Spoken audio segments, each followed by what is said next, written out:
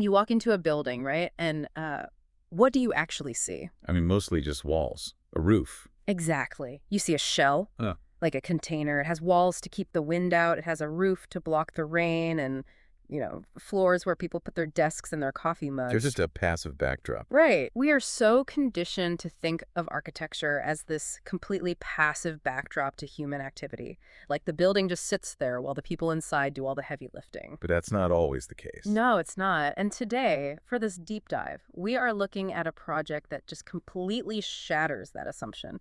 I mean, it throws it right out the window. We are diving into phase 2 of the Université de Montréal's campus MIL. And this is a massive undertaking. Oh, it's huge. We've been looking through these incredibly detailed reports we've pulled from Wikiresidence.ca and infodrone.ca, and this isn't just a standard construction project. It's an attempt to build a machine. A very large machine. A massive 32,000 square meter instrument, and it's designed to force scientific breakthroughs, secure a literal geopolitical data fortress, and somehow, at the exact same time, heal a fractured city neighborhood. The ambition of this expansion is genuinely difficult to overstate. I mean, we are looking at a blueprint that tries to solve arguably the biggest problem in modern science. Which is hyper-specialization, right? Exactly, the silos. And while it's doing that, it's simultaneously attempting to reverse a century of urban segregation. Yeah. So you have this physical structure carrying the weight of both global economic competition and hyperlocal street politics. It's wild, and the numbers anchoring this, they are just heavy. I mean, over $200 million Canadian in joint federal and provincial public infrastructure funding. Yeah, that's a massive public investment. And then, on top of that, you have an undisclosed massive private philanthropic injection from the Courtois Foundation. Which is huge for research independence. Definitely. And when the dust settles, they are dropping 2,500 new students and 300 research professionals into this single complex. But, to understand what those numbers actually mean for you or me, we really have to look at the physical shape of this machine first. Right, the architecture. Yeah. The architectural consortium, so that's Menkès Shooner Dagenais LeTourneux, along with Lemay and NFOE, they designed this incredibly striking space. The sources talk a lot about these 4 mineral blocks. Yes, these blocks that evoke rocky outcrops, which is actually a very stark contrast to the crystalline, glassy transparency they used in phase 1. I noticed that. Phase 1 is all glass and light, and this new phase feels heavier. That aesthetic shift is highly intentional. If phase 1 was about lightness and looking outward, phase 2 is about grounding. Okay. It's about creating a solid, protective anchor. But these heavy, mineral-like structures, they aren't closed off from one another. Right, they're not just 4 separate bunkers. No, exactly. They are pierced and connected by this soaring vertical atrium designed to just flood the interior with natural light. The light basically acts as the connective tissue between the heavy blocks. Which houses a very specific group of people, right? Very specific. According to Wikiresidence.ca, you have the Department of Mathematics and Statistics, the DMS. Yep. You have the Department of Computer Science and Operations Research, DIRO. And then the new addition. Right, the brand new Courtois Institute wing. And here's where it gets really interesting to me, because the design philosophy claims to be engineering serendipity. That's the catchphrase. Yeah, engineering serendipity. The idea that the floor plan itself will cause these random, brilliant collisions between these different scientists. It's like hosting a really high-stakes dinner party where you meticulously plan the seating arrangements just to force wild, unpredictable conversations. That's a great way to put it. But I have to push back here a little bit. I mean, engineering serendipity sounds like a brilliant line to put in an architecture brochure to win a multi-million-dollar bid. Sure, it sounds great on paper. Right. But can you actually force a breakthrough just by putting a mathematician and a chemist in the same building? I mean, if I'm a researcher focused on my data, I go to my lab, I do my work, and I go home. How does a floor plan change my daily routine? Well, it changes your routine by eliminating the physical possibility of isolation. What's fascinating here is the mechanics of the floor plan itself. What do you mean? So think about a traditional university. The chemists have their own building, right? Yeah, the chemistry building. And the computer scientists are 3 blocks away in their own complex. They exist in entirely different ecosystems. Literally different worlds. Exactly. So if a chemist hits a wall in their research, something that requires a complex algorithm to solve, they have to actively seek out a computer scientist They have to send an email, schedule a meeting, walk across campus, and hope their schedules align. Which is a huge hassle. The friction is incredibly high. So they just don't do it. They just, I don't know, try to power through with the tools they already have. Precisely. The friction actively prevents the collaboration. Yeah. But Campus Melo Phase 2, it's designed with deliberate architectural choke points and shared research platforms. Choke points. Like traffic bottlenecks. Kind of. Yeah. There is no isolated chemistry wing that you could hide in all day. Yeah. The laboratories are ultra-modern, but they're shared. Oh, wow. And the pathways from the labs to the offices force you to move through that massive, light-filled vertical atrium we mentioned earlier. So you have to see people. You have no choice. You are sharing the same coffee stations, the same student hubs, the same elevators. Okay, I see the physical forced proximity, but give me a concrete example. Okay, sure. What do a mathematician, an AI expert, and a chemist actually have to talk about while they are waiting for the elevator? I mean, why is putting these specific disciplines together the actual goal here? Because the next massive leap in human technology actually requires all of them working simultaneously. Really? All three? All three, and more. Let's take the specific economic goal of this campus, which the sources highlight, discovering next-generation materials for the green transition. Okay, so like green energy stuff? Right. Advanced batteries, biodegradable polymers, revolutionary superconductors. Got it. Finding a new superconductor isn't just about mixing chemicals in a beaker anymore. The permutations of molecular structures are just too vast for human trial and error. It would take centuries. Exactly. So an AI researcher steps in and develops a machine learning model. And that model predicts 10,000 potential molecular structures for a new battery polymer in a few hours. But the AI researcher doesn't know how to actually physically build those 10,000 polymers in the real world. Exactly. The AI creates the map. Yep. But you need the chemist to actually synthesize the top 5 physical candidates in the lab. Okay, I'm following. And when the synthesis behaves strangely at a subatomic level, well, you need the quantum physicist to explain the anomaly. Right, because it's quantum. And then you need the mathematician to refine the core algorithms that run the whole simulation, so the AI does a better job next time. That's a lot of different languages being spoken. The language barrier between these disciplines is immense. You cannot easily solve these cross-disciplinary problems over a Zoom call or an email thread. You need to be standing in front of the same whiteboard. And the building acts as that whiteboard. Yes. It removes the physical friction, making the space itself a literal instrument of research. Okay, so the architecture functions as a massive collision engine for these different disciplines. You get the AI researcher and the quantum physicist scribbling on the same glass wall in the atrium. Precisely. But that introduces a massive logistical problem. The data. The data. The sheer volume of data generated by 300 top-tier research professionals running quantum simulations and AI models, it must be astronomical. It's petabytes upon petabytes. Right. And the sources, specifically infodrone.ca, point out that this campus isn't just relying on standard cloud computing. They are building a highly secure, high-performance data center locally right into the infrastructure. This is a critical piece of the puzzle. You simply cannot separate the physical architecture of the building from the digital architecture that powers it. But wait, I have to stop you there. In 2026, building a massive local server farm feels, I don't know, almost archaic. Archaic. How so? Because everything is in the cloud. My bank runs on commercial cloud servers. Global logistics companies run on the cloud. Everything we do is cloud-based. Why does a university need an on-premise data fortress? It's a fair question. Isn't standard commercial cloud encryption enough to protect whatever they are working on? It feels like they're spending millions of dollars on a digital moat when the rest of the world has already moved on. Well, if we connect this to the bigger picture, it isn't about ignoring the cloud at all. It's about the physical laws of data and the geopolitical reality of intellectual property. The physical laws of data. Yeah.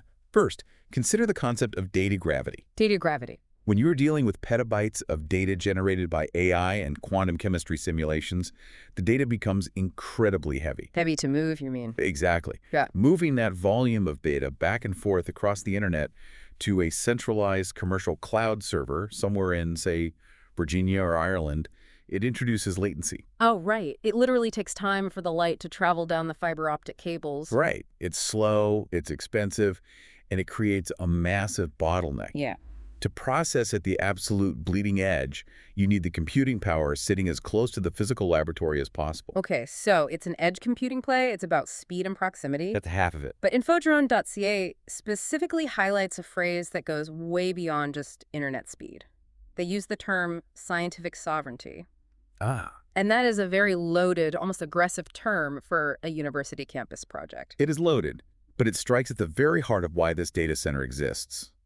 Scientific sovereignty is the protection of national intellectual property on a global scale. Because the research is that valuable. Extremely valuable. Sure. We just talked about what these researchers are hunting for. Next-generation materials, superconductors, biodegradable plastics. Right, the green transition stuff. These aren't just academic curiosities. These are the foundational technologies of the green transition. Whoever holds the patents to the next revolutionary advanced battery basically controls the economic frontier of the next 50 years. So this isn't just about publishing papers in a journal. Not at all. This is about capturing trillions of dollars of global market value. Precisely. Now imagine processing the proprietary algorithms for that multi-trillion-dollar superconductor on a commercial server owned by a foreign tech giant. I see where this is going. Even with state-of-the-art encryption, your data is physically sitting on infrastructure that is subject to the laws, the subpoenas, and the geopolitical whims of a foreign jurisdiction. Oh, wow. Yeah, if a foreign government demands access to those servers. Exactly. You are vulnerable. So the local high-performance data center is a localized fortress. It ensures that the Courtois Institute and the Université de Montréal are not reliant on international tech conglomerates. It's a defense mechanism. It is a shield designed to prevent international capital predation, ensuring that the wealth and the innovation generated by these local scientists remain strictly under their control. That is fascinating. So what does this all mean when we pull it together? We have a building that is simultaneously acting as a high-speed collision engine for human minds and an impenetrable vault for the data they produce. It is an incredible paradox, really. It really is. It's like an open fortress. But the sources reveal an even sharper paradox when we look at exactly where this fortress is being built. The physical location. Yeah. This 32,000 square meter machine is physically anchored in a very specific, historically fraught location in Montreal. You're referring to the old Canadian Pacific Railway shunting yard. Right. And you cannot drop 2,800 highly paid tech and research professionals into a neighborhood without creating, seismic shockwaves. It changes the entire ecosystem of the area. Entirely. Because for nearly a century, that rail yard acted as a physical and psychological barrier. On one side of the tracks, you had Outremont, which is historically affluent. very affluent, established francophone, very wealthy. And on the exact opposite side, literally across the tracks, you had Park Extension. Right, which was historically a working-class, immigrant-rich neighborhood that served as a landing pad for new arrivals to the city. So the rail yard was basically this iron border separating these two worlds. It fractured the socioeconomic geography of the area entirely. Yeah. The physical infrastructure literally segregated the city. It was a century-old moat. Yeah. But the architecture brief from our sources explicitly calls Phase 2 an anti-ivory tower design. Yes, they're very deliberate about that phrasing. They are attempting to dismantle that historical segregation. They've designed public plazas that act as natural extensions of the neighboring Alus Gerard and Pierre Dansereau parks. Blurring the lines between the campus and the public space? Exactly. They are putting science dissemination venues and open community spaces right on the ground floor. So anyone can walk up. Right. But okay, let's unpack this. I have to challenge this concept. You can put glass walls on a quantum physics lab, sure, and you can build a nice plaza with some benches, but that doesn't change the economic gravity of the situation. This raises a really important question about the limits of architecture. What are your specific concerns with their approach here? My concern is that wrapping a geopolitical data fortress in a public park doesn't actually stop gentrification. No, it often accelerates it. Exactly. And the sources openly acknowledge this. They talk about the massive boost to Van Horn Avenue and the Mile X sector. Restaurants will thrive, sure. Coffee shops will do great. The local economy gets a huge injection of cash. But they also explicitly point out the upward pressure on the demand for commercial office space, specifically for university spinoffs. Those incredibly lucrative startups born from the research. Right. If commercial rent goes up because an AI startup wants to be near the campus, residential rent always follows. You are inviting 2,800 people who are building the future of the green economy into a historically working-class area. It creates a massive squeeze. The locals walking their dogs in Pier Dancero Park are going to get priced out of their own neighborhood, regardless of how transparent the glass on the laboratory is. I mean, visibility doesn't pay the rent. You are highlighting the defining, agonizing tension of modern urban planning right now. It's unavoidable. It really is. Yeah. How do you inject immense intellectual and economic capital into an area without displacing the existing community? That's the million-dollar question. The university is acutely aware of this, which is why the sources describe their goal as stitching the city back together. But is that stitching just aesthetic, like it looks nice? Or is it structural? If we connect this to the bigger picture, it is an attempt at structural integration, even if it is imperfect. Okay, how so? Look at the historical alternative.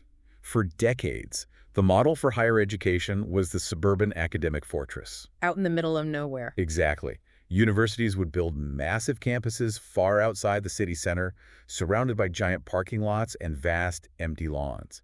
They actively isolated the academic elite from the grit and reality of the city. It's the classic medieval castle model. Pull up the drawbridge, keep the public out, and focus on your books. Right, and that model guarantees resentment. It guarantees a total disconnect between the knowledge being created and the public it is actually supposed to serve. That makes sense. It creates an us versus them mentality. Exactly. Campus Meliel Phase 2 is a deliberate rejection of that model. They are putting themselves right in the thick of it. Yes. The economic pressures of gentrification are a massive looming threat, and the sources don't hide that. But by choosing to build on the scar tissue of the old rail yard, the university is taking on the civic responsibility of bridging that historical gap. They're forcing the interaction, just like they're doing with the scientists inside. Exactly. By making the ground floors porous, by literally putting the science on display from the sidewalk, they are inviting the public to reclaim the sphere of knowledge.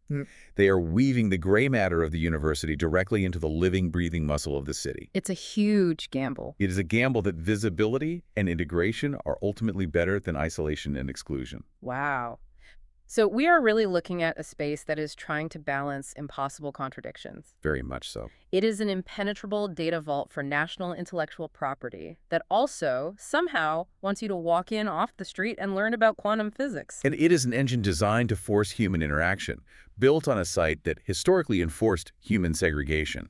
The sheer ambition detailed in Wikiresidence.ca and infodrone.ca is really what makes this project so compelling.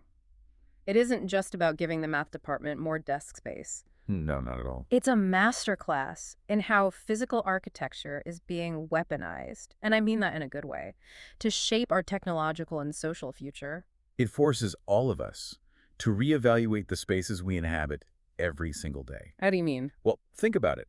Whether you are navigating a corporate office floor plan, or organizing a local community center, or directing a billion-dollar research initiative, the physical layout of your environment dictates who you speak to. Oh, definitely. It dictates what ideas you generate and ultimately who is allowed to participate in that progress.